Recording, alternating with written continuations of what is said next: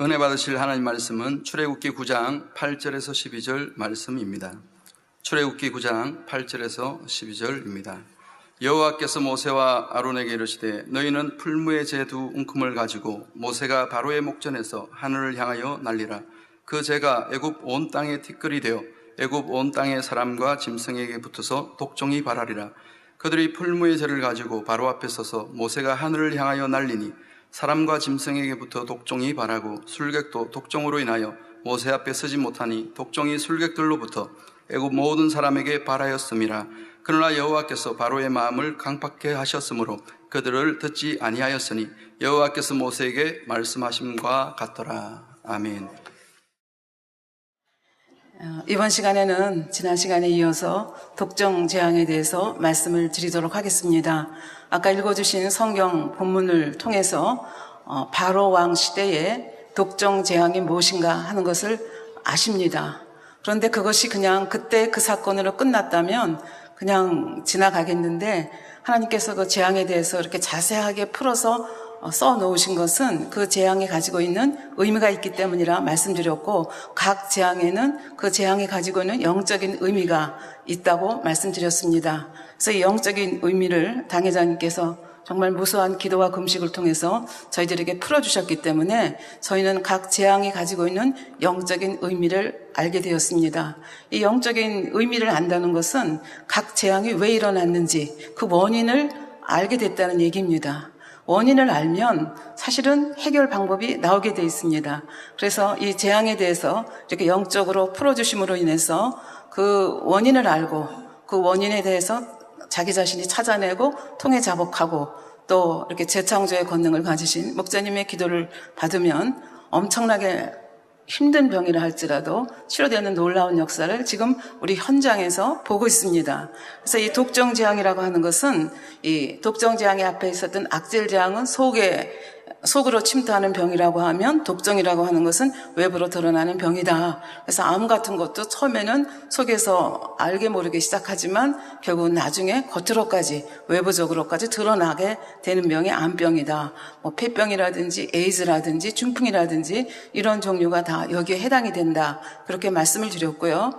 이 영적인 의미가 중요하다 말씀드렸는데 이 독종재앙에 걸리는 분들을 보면 100%다 그렇지는 않지만 일반적으로 봤을 때 혈기가 많다든지 아니면 굉장히 교만해서 남을 용서하지 못하고 내가 제일이라고 생각을 한다든지 자기 주장이 너무 강하고 다른 사람을 무시한다든지 이런 성향을 가지고 있는 분들이 되게 이 독종재앙에 걸리는 경우가 많다 이렇게 말씀을 해주셨습니다. 그러니까 이 독종재앙으로 고통을 받으신 분들은 내 속에 혈기가 있는가, 교만이 있는가, 내 주장을 펴는가 이제 이런 것들을 살펴보면서 통해 자복하면 해결의 방법이 열리게 된다는 얘기가 되겠습니다. 오늘 이 시간에는 이 독종재앙을 받은 이렇게 영적으로 풀어주셨기 때문에 사실은 이런 설교가 가능한데요. 오늘은 이 독종재앙으로 곤욕을 당한 세상을 떠난 한 왕에 대해서 여러분에게 말씀을 드리도록 하겠습니다. 그 왕은 사도행전 12장에 나오는 헤롯이라고 하는 왕입니다. 사도행전 12장 23절에 보면 이렇게 나와 있습니다. 헤롯이 영광을 하나님께 돌리지 아니하는 고로 주의 사자가 곧 친히 충이 먹어 죽은지라.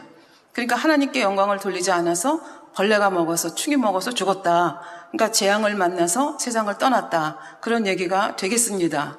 그래서 여러분들이 사도행전 12장을 읽으면서 도대체 이 헤롯 왕은 누군가, 왜 이렇게 벌레에 먹어서 삼켜져서 결국은 세상을 떠났는가, 왜 이런 재앙을 당했는가 하는 이제 의문을 갖게 될 것입니다. 그래서 그 원인을 알아야 된다고 말씀드렸기 때문에 이제 헤롯 아그리빠, 이 사도행전 12장에 나오는 헤롯은 헤롯 아그리빠 1세거든요.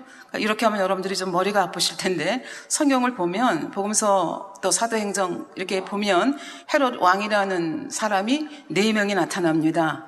그러니까 실명을 쓰는 것이 아니라 헤롯 왕조 이름만 쓰기 때문에 그 헤롯 왕이 이 헤롯 왕 같고 이 헤롯 왕이 저 헤롯 왕 같아서 구별이 안 되는 것이 특징입니다. 그런데 성경에 나오는 이 헤롯 왕이 4명이 서로 다른 4명이 있는데 쉽게 얘기하면 예수님 태어날 당시 동방 박사들이 별을 따라오잖아요.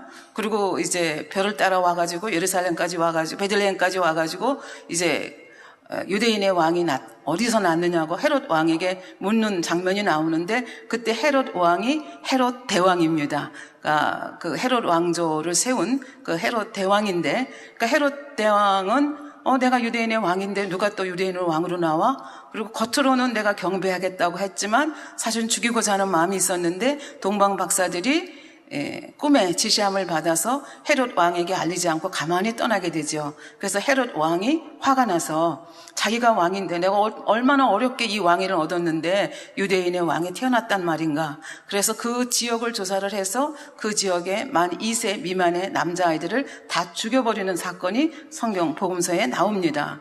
그리고 이제 그 다음에 나오는 헤롯이 헤롯 안티파스입니다. 그래서 주로 예수님의 공생애 동안에 나오는 헤롯 왕이 이 헤롯 안티파스입니다. 그래서 예를 들면 세례 요한의 목을 쳐서 딸아이 헤로디아에게, 그러니까 자기가 이복 형제의 아내를 택했잖아요. 그 아내가 데려온 딸이 자기 생일날 춤을 추는데 굉장히 만족해가지고 무엇을 원하느냐 그랬더니 그 어미가 세례 요한의 목을 달라. 그렇게 해서 그 목을 소반에 담아서 주는 장면이 복음서에 나오는데 그 왕이 바로 헤롯 안티파스라고 하는 왕입니다. 그리고 예수님과 관련해서는 예수님의 사역에 대한 소문을 듣고 혹시 그 세례 요한이 다시 살아나온 것이 아닌가 이렇게 그 의구심을 갖고 생각하는 장면이 한번 나오고요. 또 한 번은 어떤 바리새인이 마지막 예수님께서 예루살렘으로 이제 들어오는데 헤롯 안티파스가 당신을 잡아 죽이려고 한다. 그리고 고발하는 그 정보를 주는 장면이 나오는데 그때 헤롯이 헤롯 안티파스입니다. 그리고 나중에 빌라도 십자가에 못 박혀 돌아가시기 때 재판을 할 때 빌라도 총독이 헤롯 왕에게 또 한 번 넘겨주잖아요. 그때 헤롯 왕이 헤롯 안티파스입니다. 그러니까 예수님의 공생애 때 주로 나오는 그 헤롯 왕이 바로 헤롯 안티파스가 되겠고요. 그 다음에 사도행전, 오늘 주로 볼 사도행전 12장에 나오는 헤롯 왕은 헤롯 아그리빠입니다. 아그리빠 1세인데 쉽게 얘기하면 헤롯 대왕의 손자가 되는 사람입니다. 그리고 이제 사도행전 마지막에 가면 사도 바울이 가이사랴에 있는 그 옥에 갇혔을 때, 총독 관저 있는 옥에 갇혔을 때 왕 앞에서 헤롯 왕 앞에서 복음을 설파하는 장면이 나오는데 그때 나오는 헤롯 왕이 오늘 저희가 공부할 말씀드릴 이 헤롯 아그리빠 1세의 아들인 헤롯 아그리빠 2세가 되겠습니다. 굉장히 복잡한 것 같지만 쉽습니다. 헤롯 대왕, 그 다음에 헤롯 안티파스, 그 다음에 손자 아그리빠 1세, 아그리빠 2세 이렇게 네 사람이 나오는 거죠. 그래서 오늘은 이 헤롯 아그리빠 1세에 대해서 사도행전을 중심으로 살펴보도록 하겠습니다. 사도행전 12장 1절부터 3절에 보면 이런 말씀이 나옵니다. 그때 헤롯 왕이 손을 들어 교회 중 몇 사람을 해하려 하여 요한의 형제 야고보를 칼로 죽이니 유대인들이 기뻐하는 것을 보고 베드로를 잡으려 할새 때는 무교절이라. 이때 헤롯 왕은 헤롯 아그리빠라고 말씀드렸습니다. 1세. 그런데 이 사람이 한 일이 뭐냐 하면 교회 중 몇 사람을 해하려 했는데 그 중에서 누구를 잡았는가 하면 사도 요한의 형제죠. 야고보를 잡아서 칼로 죽였습니다. 근데 칼로 죽이고 나니까 유대인들이 너무 좋아하는 거예요. 그거를 보고 내친 김에 누구까지 잡아 죽이려고 합니까? 베드로까지 잡아 죽이려고 한다 하는 것이 3절에 나오는 것을 볼 수 있습니다. 그러면 우리는 여기서 이제 질문을 하게 되죠.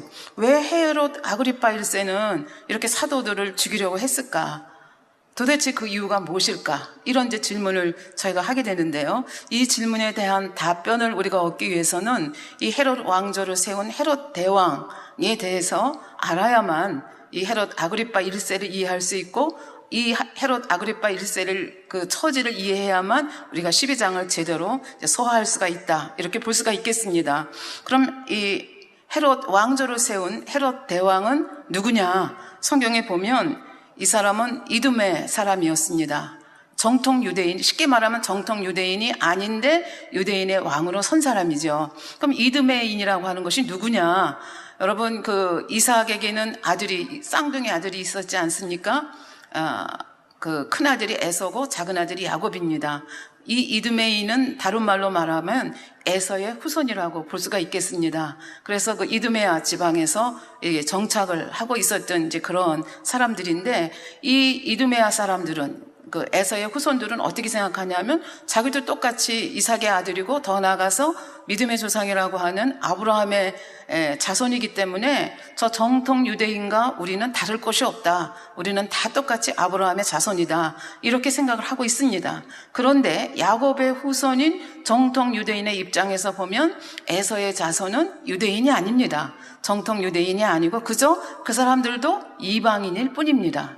그런데 그 이방인의 피를 가지고 있는 정통 유대인들이 인정하지 않는 이 에서의 후손이 지금 헤롯 왕조를 이루어서 유다 지방을 다스리고 있는 것입니다. 뭐 어떻게 이것이 가능했는가? 평상시 같으면 안 됐겠죠. 그러나 이때 상황이 로마 제국이라고 하는 거대한 제국 아래 이 유다 나라가 이렇게 속국으로 있었죠. 그래서 그 로마 제국의 황제를 끼고 굉장히 헤롯 대왕은 권모술수가 능한 사람이었습니다. 그래서 그 로마 황제를 움직여서 유다 지방에 유다의 그 분봉왕 자리를 따내게 되죠. 그래서 이런 배경 속에서 결국은 이 유다 지방을 다스리려고 하다 보니까 자기 혈통이 정통이 아닌 것, 자기는 그렇게 믿고 싶지만 유다 백성들이 그렇게 믿어주지 않기 때문에 거기서 오는 열등감이 있었습니다. 그래서 이 열등감을 해소하기 위해서 나름대로 애를 씁니다. 예를 들면 그 중간사 시대에 보면 그 마카비 왕조, 하스몬 왕조라고도 하는데요. 그 마카비 왕조가 있었거든요. 그래서 그 마카비 왕조, 유대인들이 자랑스럽게 생각하는 마카비 왕조의 그 공주를 택해가지고 자기 아내를 삼기도 합니다. 물론 다른 아내가 이미 있었는데도 불구하고 이제 그 마리암네 1세라고 하는 그 미모가 뛰어난 이런 마카비 공주를 아내로 삼기도 하고, 또는 대제사장 시몬의 딸인 마리암네 2세를 또 아내로 삼기도 합니다. 그러니까 무슨 얘기인가 하면 이 혈통적인 열등감을 없애기 위해서 대단히 부단의 노력을 했다, 이런 얘기가 되겠습니다. 실제로 여러분들이 헤롯 대왕을 연구해 보시면 헤롯 대왕은 부인이 한 사람이 아니고 두 사람, 세 사람이 아니고 10명이나 있었습니다. 그래서 그런 복잡한 가운데서 굉장히 가정이 행복하지가 못하고 이제 불행한 그 가정사를 가지고 있는 사람이 바로 헤롯 대왕입니다. 헤롯 대왕은 이제 이런 그 자기 혈통에 대한 이런 그 열등감이 있었기 때문에 유다의 분봉왕으로 있으면서도 유다인들을 다스릴 때 두 가지 방법을 쓸 수밖에 없습니다. 한쪽으로는 채찍을 가하고 한쪽으로는 또 얼르면서 당근 정책을 쓸 수밖에 없었습니다. 채찍 정책이라고 하는 것은 무엇입니까? 로마 속국에서 임명을 받은 그런 왕이기 때문에 로마의 세금을, 혈세를, 유대인들로부터 혈세를 받아가지고 어떻게 하든지 많이 제국에 상납을 해야 되는 그런 입장이 있기 때문에 아주 가혹하게 유대인들로부터 세금을 걷어내기도 합니다. 그런가 하면 자기의 혈통이 정통이 아니기 때문에 언젠가 이 정통 혈통을 가진 자 중에 누군가가 자기의 왕위를 도전하지 않을까. 그래서 굉장히 채찍질을 하는, 아까 말씀드린 그 동방 박사들이 왔을 때 그렇게 비극적인 일들을 만들어내는 이유가 바로 여기에 있었습니다.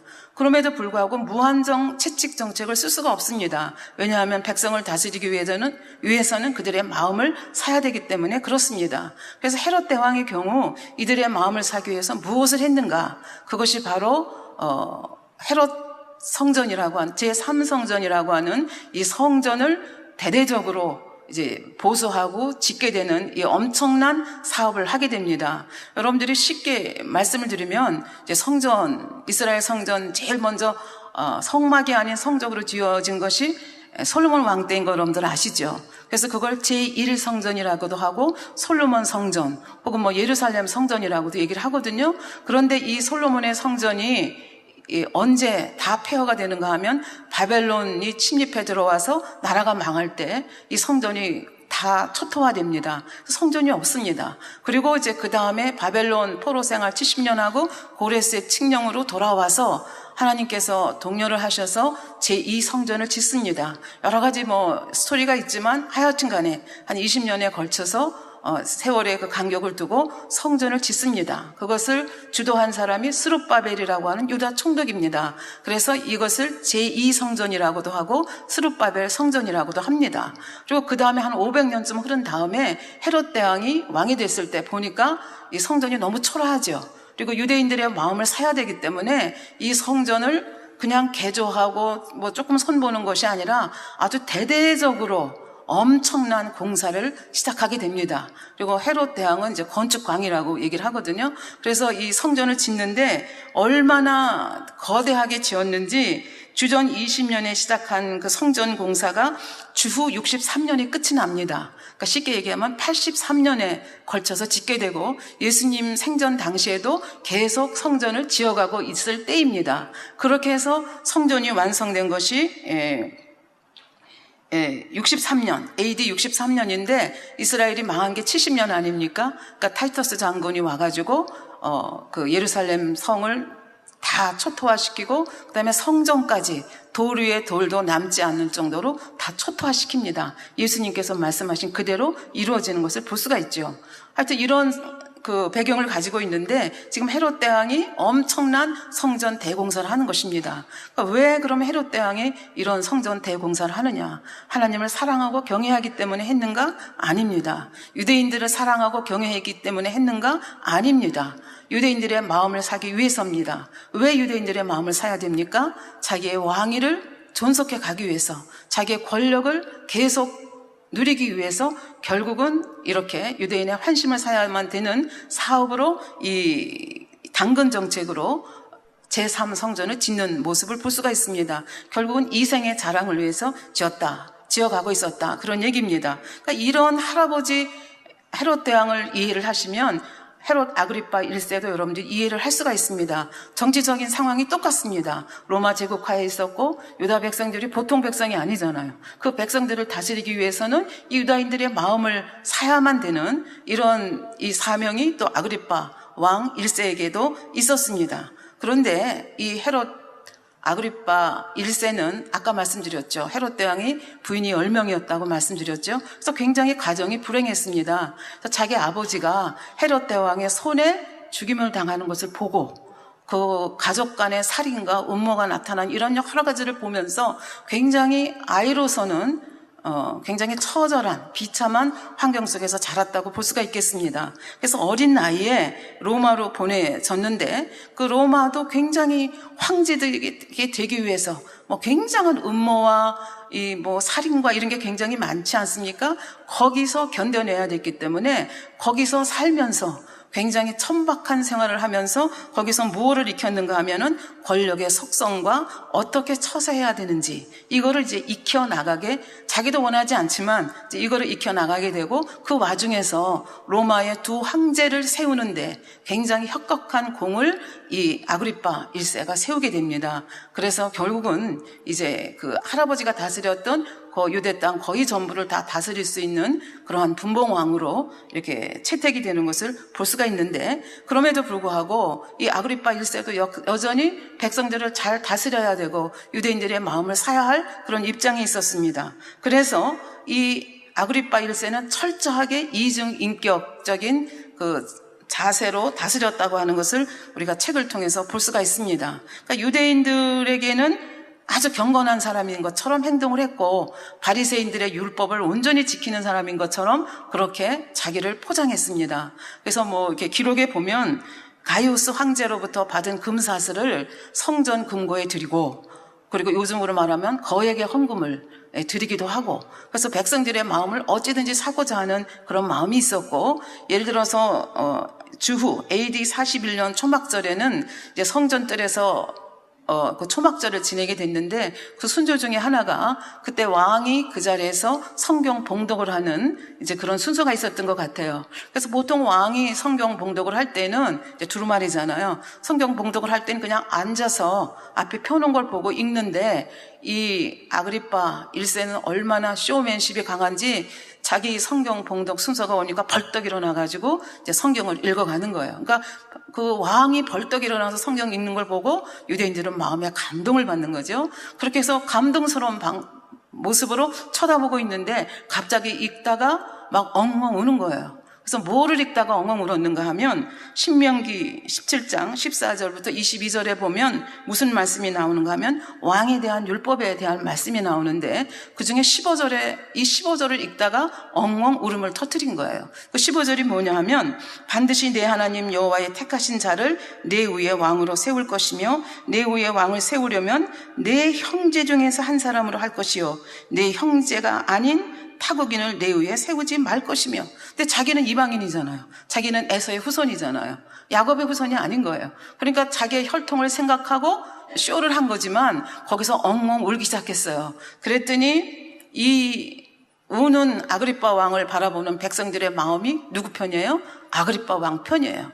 그래서 그 아그리빠 왕을 위로하는 거예요. 두려워 마십시오. 우리는 당신의 형제입니다. 우리는 당신의 형제입니다. 하고 그 아그리빠 왕에 대한 일세에 대한 그 존경과 사랑을 오히려 표시했다는 이런 일화가 전해지고 있습니다. 그러니까 유대인들이 보는 앞에서는 철저하게 아주 경건한 바리새인들처럼 율법을 잘 지키는 그런 사람으로 행동을 했고, 그 다음에 같은 유다의 봉토를 할지라도 거기에 보면 이방인 도시가 있는데 이방인 도시에서는 완전히 또 얼굴을 바꾸어서 이방인처럼 행동을 했다는 거죠. 예를 들면 예루살렘에서 주조된 화폐에는 아무 형상도 세우지 않았겠어요.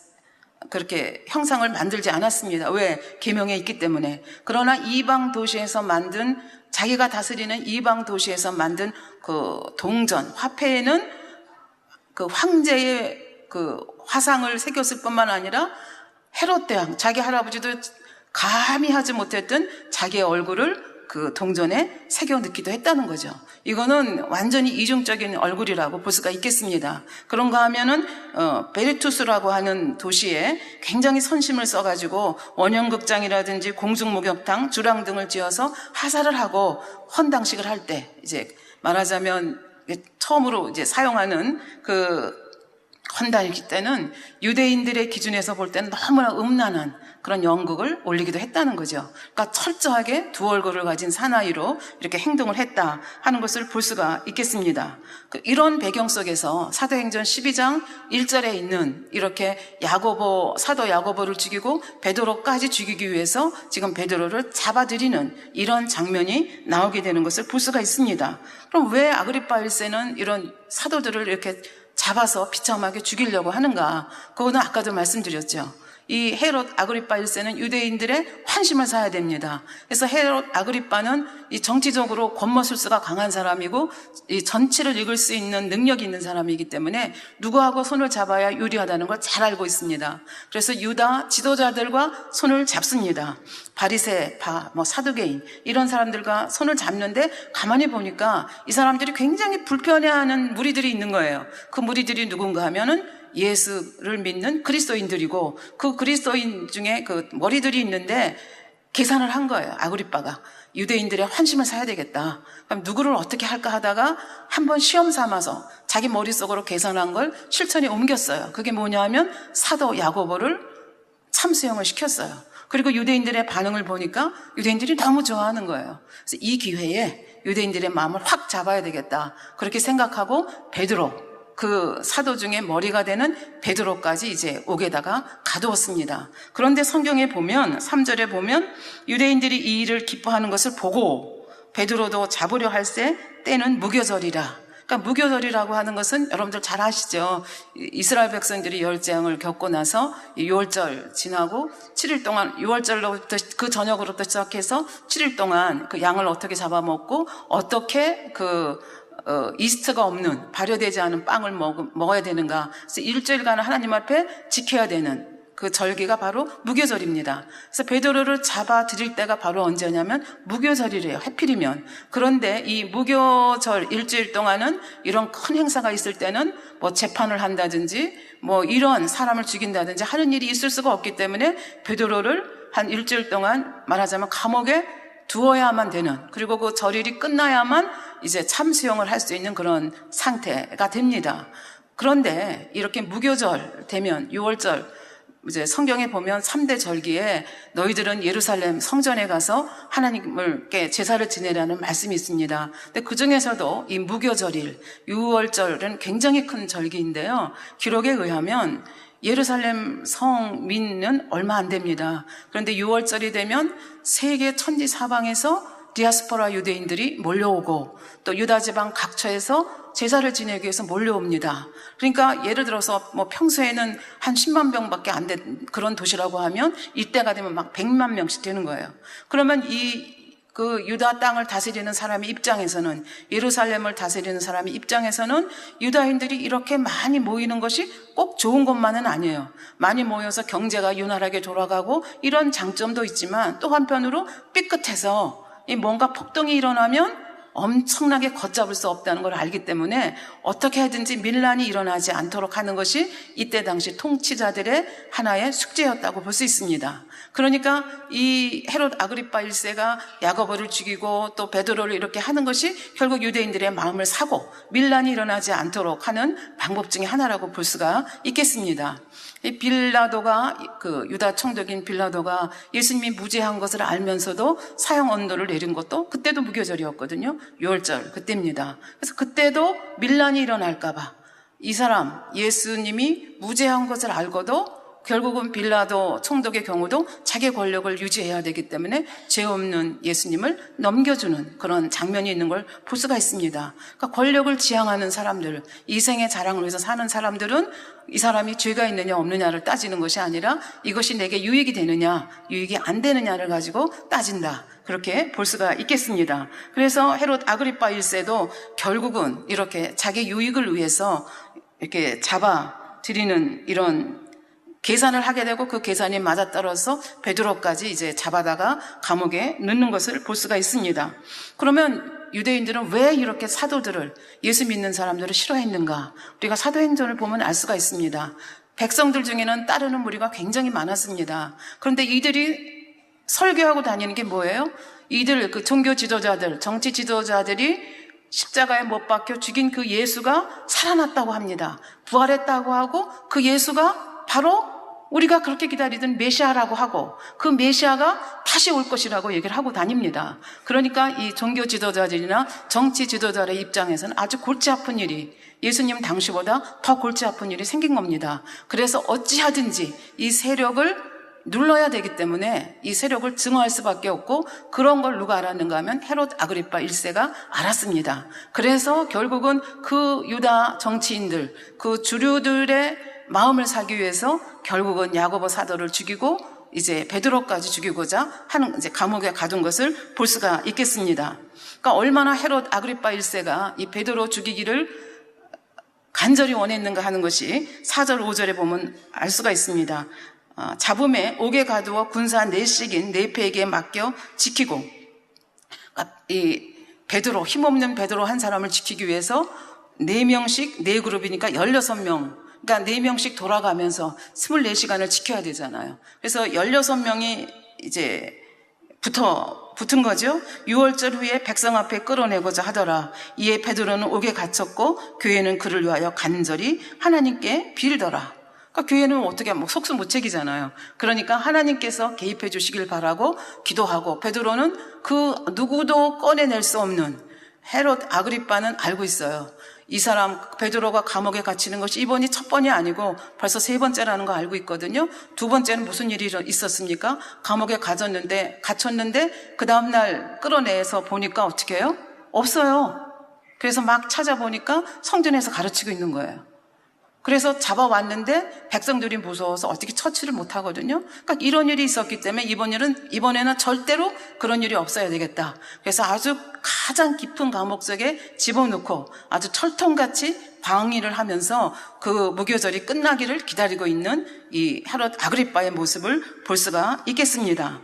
그런데 참 희한한 것은 이제 내일이면 참수형을 받는 날인데 12장 6절에 보면 헤롯이 잡아내리려고 하는 그 전날 밤에 베드로가 두 군사 틈에서 두 쇠사슬에 매여 누워 자는데 파수꾼들이 문 밖에서 옥을 지켰다, 이렇게 되어 있습니다. 아까도 말씀드렸지만 4명씩 돌아가면서 지키잖아요. 근데 이 베드로가 워낙 헤롯 아그리파 1세에서 보면 위험인물이기 때문에 4명이 한 팀이 돼서 지키는데 그 감옥 문 앞에서 2명이 지키고, 그 다음에 감옥 안에서 베드로 한 사람을 지금 베드로 한쪽에 로마 군인 한 사람, 여기에다가 쇠사슬을 메고 또 한쪽에 쇠사슬을 메고 이렇게 하고 지금 절대로 도망가지 못하도록, 탈옥하지 못하도록 만전을 기하는 모습을 볼 수가 있습니다. 근데 내일이면 죽는데 참 희한한 것은 베드로가 거기서 깊은 잠에 들었다고 하는 것입니다.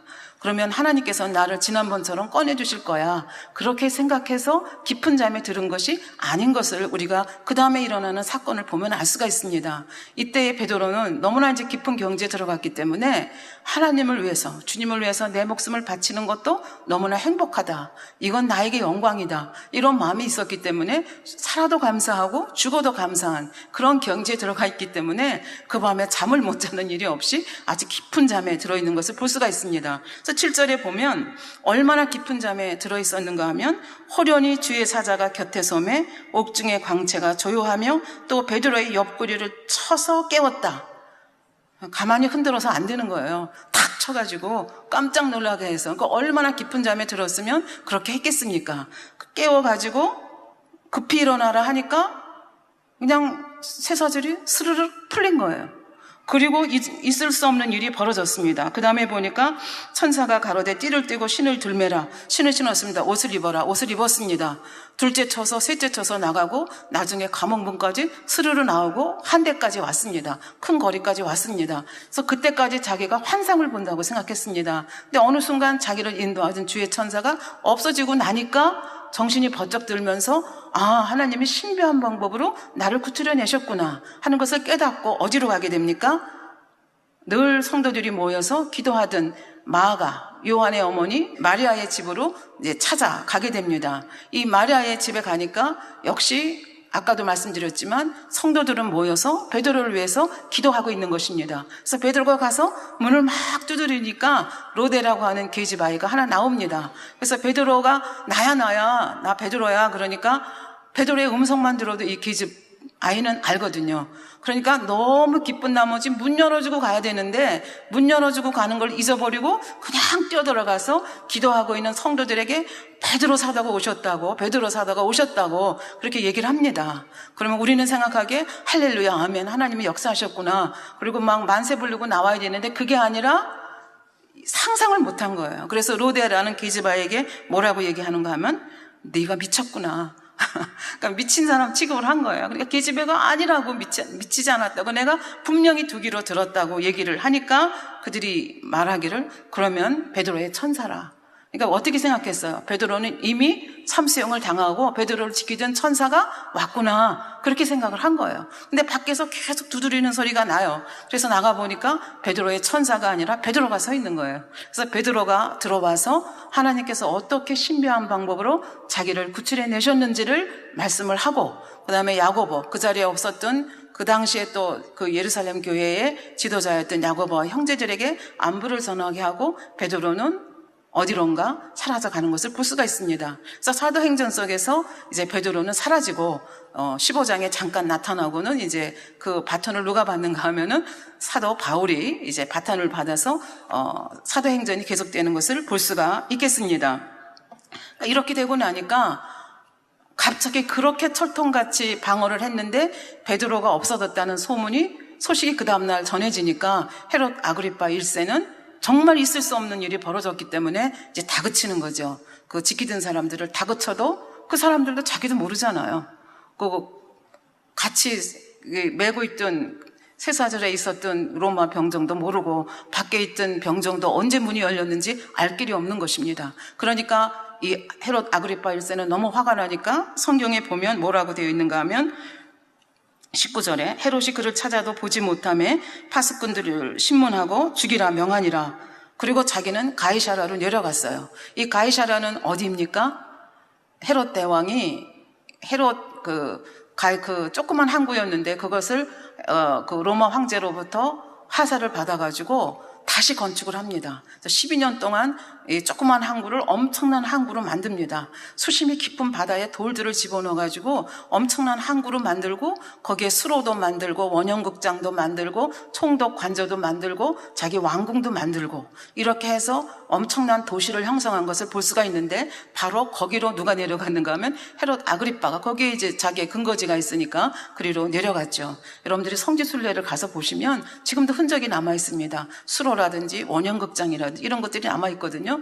그리고 이제 가이사라로 가고 그 다음에 무슨 일이 벌어졌는가를 말씀을 하죠. 12장 20절에 보면 헤롯이 두로와 시돈 사람을 대단히 노여워하나 저희 지방이 왕국에서 나는 양식을 쓰는 거로 일심으로 그에게 나와 왕이 침소 맡은 신하 블라스더를 친하여 화목하기를 청한지라.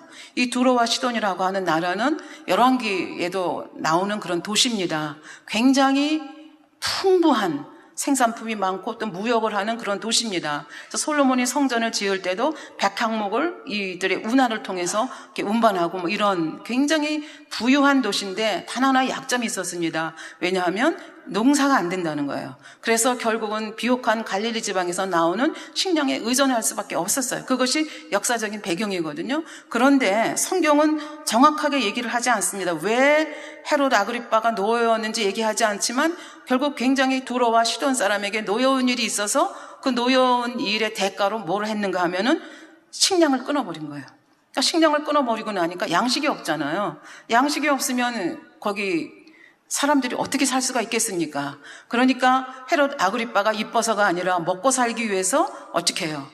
손을 대는 거예요. 누구한테까지 손을 대는가 하면 왕의 침소 맡은 신하 블라스터에게 손을 대가지고 어찌하든지 헤롯 아그리빠의 마음을 녹이려고 애를 쓰는 화목하기를 청하는 모습을 볼 수가 있습니다. 바로 이때 헤롯 아그리빠가 가이사라로 이제 내려오게 된 거죠. 그래서 왜 가이사라로 내려왔느냐? 보면 이제 우선 21장부터 한번 보겠습니다. 여하가 내려왔거든요. 그래서 헤롯이 나를 택하여 왕복을 입고 위에 앉아 백성을 호유한데 백성들이 크게 부르되 이것은 신의 소리요 사람의 소리는 아니나 하거늘 헤롯이 영광을 하나님께로 돌리지 아니하는 거로 주의 사자가 친히 충이 먹어 죽으니라. 아까 앞에서 말씀드린 그 기절입니다. 그러니까 헤롯이 왜 가이사라로 이렇게 서둘러서 내려왔는가? 성경에는 자세하게 기록이 되어 있지 않지만 요세푸스라고 하는 그 역사가는 이때의 광경을 유대 고대사에서 다음과 같이 기록을 하고 있습니다. 이날은 이렇게 왕복을 차려입고 이렇게 연회를 베푸는 이날은 무슨 날이었는가 하면 황제 글라우디오가 영국 원정을 성공적으로 끝마치고 이제 돌아온 것을 축하하는 둘째 날이었습니다. 그러면서 그날은 요행이도 이 황제의 생일날이었습니다. 그러니까 그 황제로부터 이렇게 왕의 임명을 받은 이 사람도 로마까지는 가지 못하지만 가이사라에서 그 황제를 위해서 축제를 베푼 거죠. 근데 그 축제에 뭐를 입었는가 하면 왕복을 입었다고 하는데 이 왕복은 이 기록에 의하면 평상시에 입었던 왕복이 아니고 우리가 파티를 할 때 뭐 연비복 같은 거 입지 않습니까? 바로 그런 옷이었는데 그 기록에 의하면 은빛 비늘 같은 이렇게 반짝반짝 그 장식이 달린 그런 옷이었다고 합니다. 그래서 이 헤롯 아그리파가 연설을 하기 위해서 연단에서 딱 올라갔는데 햇빛이 쫙 비치니까 그 은빛 비늘 같은 그 연미복 같은 옷에서 막 반짝반짝 빛이 반하는 거죠. 거기다가 헤롯 아그리파는 굉장히 연설을 잘했다고 합니다. 굉장히 선동가이기도 한 그런 사람이었다고 합니다.